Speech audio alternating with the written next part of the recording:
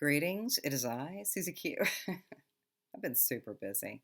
I don't know about you, but it's been super busy over here, so it's kind of cray cray. So how the heck are you? What's showing up in your field? What's lighting you up, and what's illuminating the goodness and the miracles in your field? So I've been super busy, and I bet you have been too. There's a lot of stuff that's so many frequencies and energies are bouncing all over the place. It's like kind of cray cray, and sometimes we might feel a bit tired. We might feel like we need to rest, or we might feel like we just need to go a little bit inward. And so, and it's all okay, right? Here we are.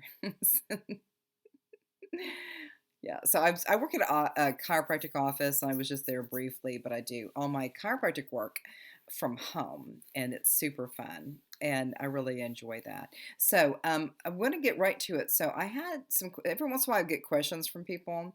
They've watched my videos, and I can't quite even know which video they were talking about, but I get feedback, and so I had some questions or quandaries, and I'd like to share it with you now because a lot of times I love it when people give me questions.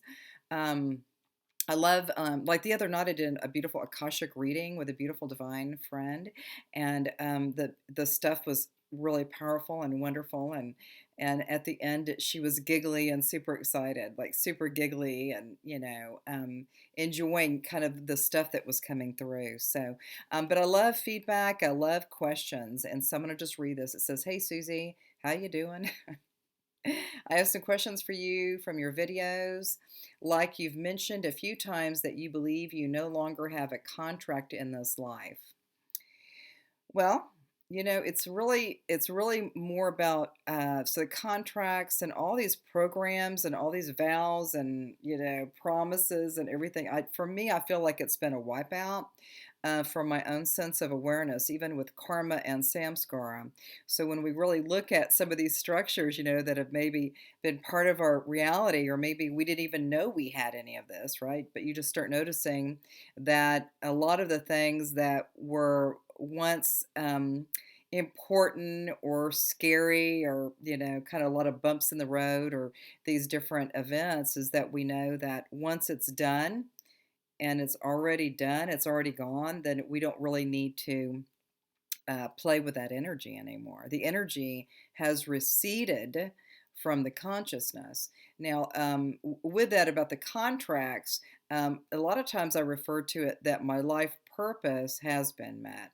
And so with my life purpose, it's so funny, but it just feels like I had a series of events that were in my life, and I won't even get into all the details. There was just like one example, and then that would end, and then another example would kind of be in a continuation with that one, and then that would kind of recede, and then another similar event would happen, and sure enough, I'm in it again. So I had many, many layers of understanding some of these ideas about relationship.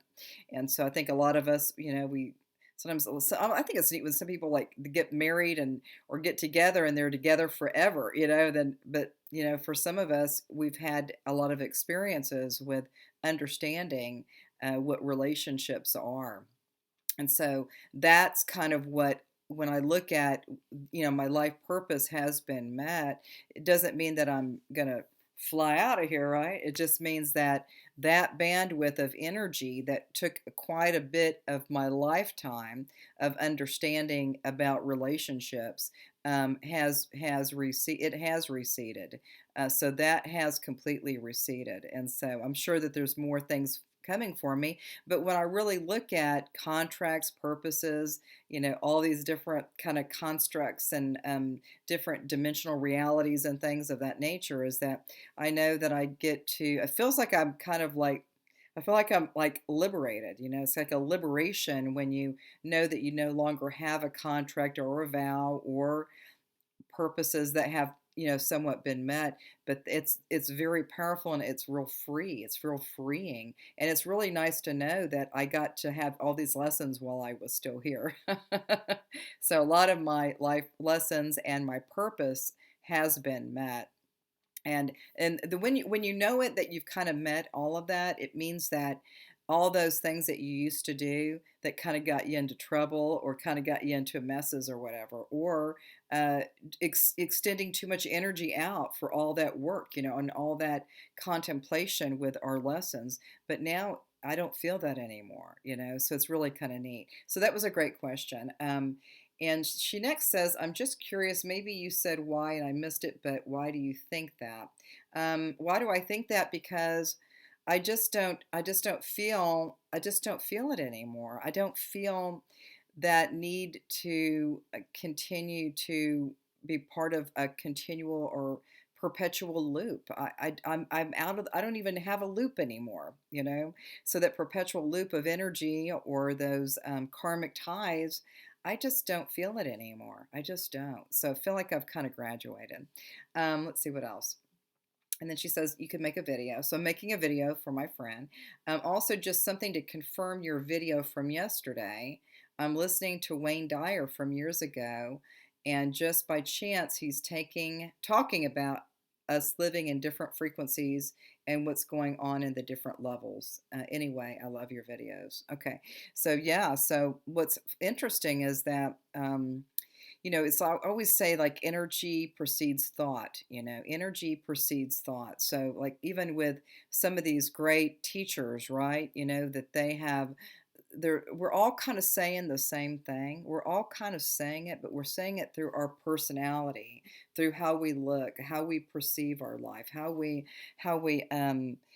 share our love with one another.